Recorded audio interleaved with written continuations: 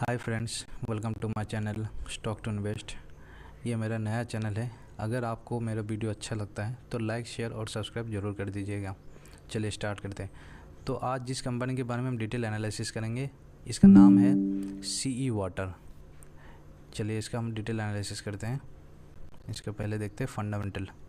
ये ज़ीरोधा में इसका साइट में खुला हूँ, तो आप यहाँ पर देख सकते हैं इसका फंडामेंटल। तो फंडामेंटल में देखिए, इसका पहला ओवरव्यू देख लेते हैं।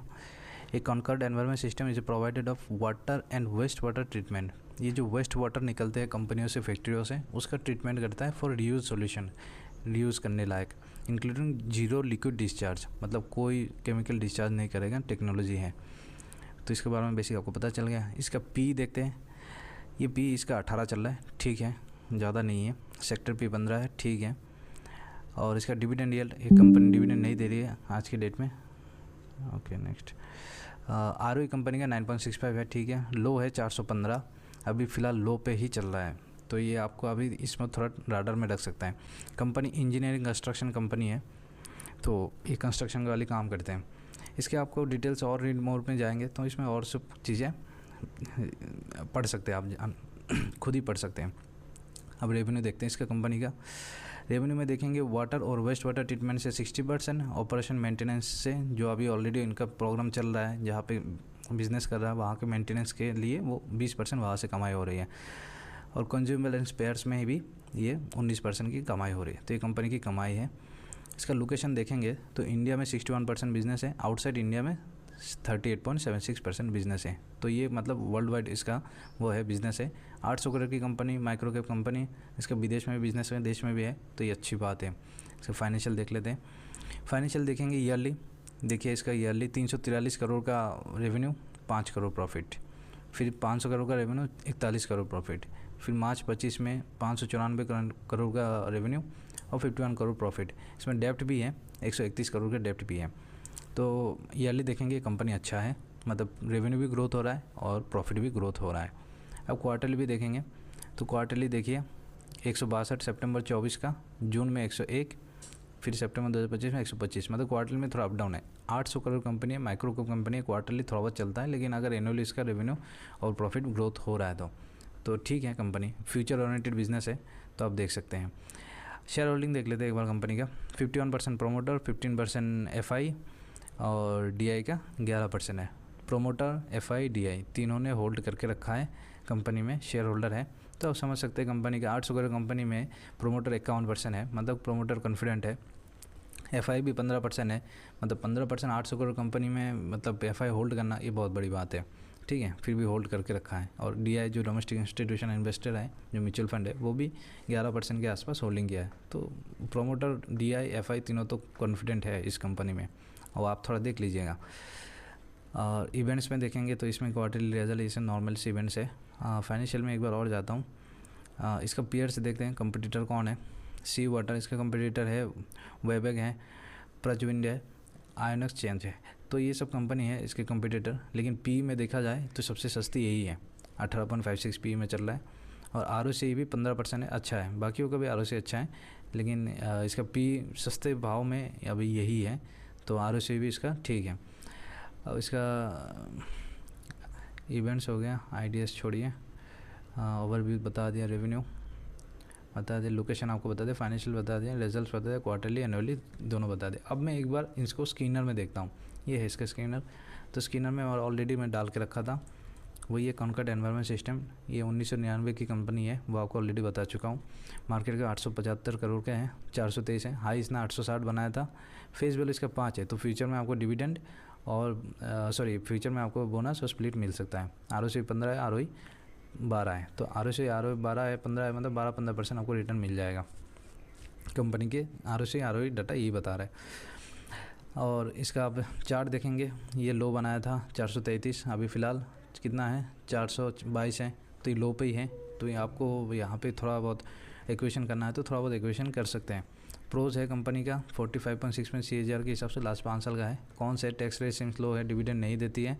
Company is running equity of low return on equity 9.79% last 3 साल का। और ये है इसका डेप्टर डेज बड़ा है, 97 से 145।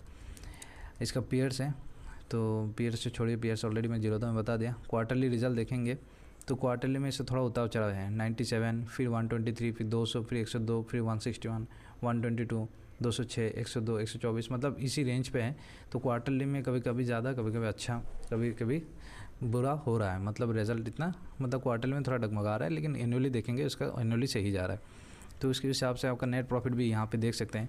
आप स्कैनर में जाइए, खुद से भी एक बार देख लीजिए तो आपको पूरा डिटेल में पता चल जाएगा। मैं आपको यहाँ पे मोटा मोटा बता रहा हूँ। अब प्रॉफिट लॉस इसका एनुअली देखते हैं। मार्च 20 से लेके मार्च 25 में 383 करोड़ से 594 करोड़ का हो गया। अभी इस साल 557 करोड़ हो गया। 300 नेट प्रॉफिट 2020 में 8 था, अभी 51 हो गया। अब देख सकते हो 5 साल में कितना गुना प्रॉफिट हो गया। अभी 47 इस साल का 2026 का ऑलरेडी हो चुका है। तो इसमें प्रॉफिट में तो ग्रोथ हो रहा है, ईयरली भी रेवेन्यू भी ग्रोथ हो रहा है। तो आप इसमें थोड़ा बहुत देख सकते हैं फ्यूचर के लिए, लंबे टाइम के लिए। लेकिन गाइस मैं ये बता देता हूँ, कोई भी बिज़नेस में, कोई भी मतलब आपको इन्वेस्टमेंट करना है तो आप अपने फाइनेंशियल एडवाइज़र से पूछ के ही इन्वेस्ट कीजिएगा। किसी की बात से आप बहका में मत आके इन्वेस्ट मत कीजिएगा। तो आप अपने फाइनेंशियल एडवाइज़र से ज़रूर पूछ लीजिएगा, तभी इन्वेस्ट कीजिएगा। मैं तो यहाँ पे आपको मोटा मोटा एक मतलब कंपनी के बारे में थोड़ा थोड़ा बता रहा हूँ कि ये क्या हो सकता है फ्यूचर में, बाकी गॉड नोस। ठीक है, तो बैलेंस शीट्स देख लेते हैं। टोटल लायबिलिटीज़ कंपनी के पास 916 है। इनके पास ऑलरेडी रिजर्व में कैश 539 करोड़ है। 800 करोड़ की कंपनी है, 539 करोड़ रिजर्व में कैश है, तो आप समझ सकते हैं कितना अच्छा कंपनी हो सकता है। कैश फ्लो देखेंगे तो कहाँ से कैश फ्लो है वो हम नहीं देखते हैं। अभी फ़िलहाल नीचे जाते हैं। ROC देख सकते हैं 6% था, 24 में 25%, 15 में 15%। शेयर होल्डिंग पैटर्न देखेंगे तो मैं ऑलरेडी वहाँ पे दिखाया था। तो 51% प्रोमोटर है, वो अभी चेंज नहीं कर रहा है, वो उतना ही है। प्रोमोटर तो कॉन्फिडेंट दिख रहा है। DI में थोड़ा बहुत कम हुआ है, दिसंबर 24 से सितंबर 25 में 11% हुआ है। हाँ, FI में थोड़ा कम हुआ है, FI डाटा, तो इसमें 0.94% है। तो आप देख सकते हैं प्रोमोटर, DI, FI और क्या कहते हैं, प्रोमोटर, DI, FI तीनों मतलब होल्डिंग करके रखा है। तो इसमें आप देख सकते हैं। तो स्कैनर में भी बता दें आपको, मोटा मोटा चीज़ें बता दिया। अब चलते हैं एक बार फिर से जीरोधा में, आपको दिखाता हूँ इसका टेक्निकल चार्ट। तो टेक्निकल चार्ट मैं यहाँ दिखा लेता हूँ। तो इसका मैं दिखाता हूँ टेक्निकल चार्ट। ये रहा इसका चार्ट में मैंने इसको लगाया डेली टाइम फ्रेम, और उसमें इसको बड़ा कर देता हूँ, स्क्रीन फुल स्क्रीन कर दिया। इसको लगा दिया मैंने डेली टाइम फ्रेम, और उसमें मैं क्या क्या लगाया हूँ, एक बॉलिंजर बैंड लगाया हूँ, एक RSI इंडिकेटर लगाया हूँ। तो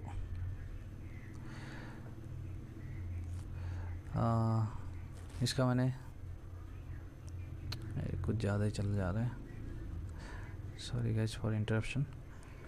हाँ, तो ये आप देख सकते हैं यहाँ पे अभी कहाँ चल रहा है, 422 पे चल रहा है। इसको डेली टाइम फ्रेम पे लगाया हूँ। इसका लो बनाया था 418, ठीक है, अभी 422 चल रहा है।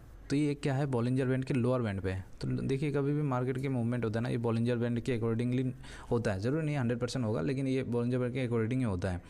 तो बॉलिंजर बैंड भी चेंज होता रहता है, लेकिन लोअर बैंड पे है तो आप थोड़ा बहुत समझ सकते हैं यहाँ से एक बाउंस बैक होने का चांसेस है। कहाँ तक होता है, मिडिल बैंड तक हो सकता है। तो मिडिल बैंड इसका कहा है 472 है, तो वही है। पहला इंडिकेशन यही है, लोअर बॉलिंजर बैंड पे है, ठीक है, ये अच्छी बात है, अब ऊपर जा सकता है। दूसरा इंडिकेशन है यहाँ पे, यहीं पे एक सपोर्ट है, तो वहीं पे सपोर्ट पे बैठना है, और ये बहुत बड़ी सपोर्ट है। इससे नीचे तो कहाँ तक जाएगा गॉड नोस, पता नहीं, लेकिन ये नहीं टूटना चाहिए मेरे हिसाब से, ठीक है। तो ये बड़ी सपोर्ट है, यहाँ पे भी होल्ड कर सकता है, चांसेस हैं। और तीसरी बात क्या है, इसका RSI देखिए, RSI इसका 19 चल रहा है। 19 मतलब समझ रहे हैं, RSI 19 इसका कभी था ही नहीं। RSI 19 मतलब ये ओवर सोल्ड जोन आ चुका है, मतलब बहुत ज़्यादा बिक्री हो चुका है इसमें, तो अब इसका बाइंग का चांसेस तो ज़्यादा है। तो ये तो मैंने आपको ये बता दिया टेक्निकल चार्ट। इसमें भी आप वैसे भी देख सकते हैं, इसमें डेली टाइम फ्रेम्स आप भी खुद से भी देख सकते हैं। डेली टाइम फ्रेम की जगह आप weekly time frame, monthly time frame, ये सब लगा के भी आप देख सकते हैं। वीकली टाइम फ्रेम में भी देखेंगे तो ये भी वही सपोर्ट में है, लोअर बॉलिंजर बैंड पे है। RSI भी 29 है वीकली में, तो ठीक है। तो ये तो बाइंग वाला स्टेज पे ऑलरेडी आ चुका है, यहाँ से आप एक्यूमुलेशन कर सकते हैं। इसमें मंथली टाइम फ्रेम में भी देखिए, ये मतलब ऑल टाइम लो पे ही है, ठीक है। तो यहाँ पे आप एक्यूमुलेशन कर सकते हैं, देख सकते हैं। बाकी आप कुछ भी मतलब इन्वेस्टमेंट करते हैं तो आप अपने फाइनेंशियल एडवाइज़र से ज़रूर बातचीत करके इन्वेस्टमेंट कीजिएगा, ठीक है। ये मेरी कहने से इन्वेस्टमेंट मत कीजिएगा, मैं तो एक और भी दे रहा हूँ, बाकी आप देख के इन्वेस्ट कीजिएगा। Thank you guys for watching my channel. और आपको अगर मेरा वीडियो अच्छा लगता है तो मेरा चैनल को लाइक, शेयर और सब्सक्राइब जरूर कर दीजिए। ऐसे ही मैं स्मॉल कैप, माइक्रो कैप और जो मिड कैप की जो छोटी छोटी कंपनी है जो फ्यूचर में मल्टीबैगर बन सकता है, उसके मैं डिटेल एनालिसिस करता रहूँगा। Thank you guys, thank you for watching my channel, thank you.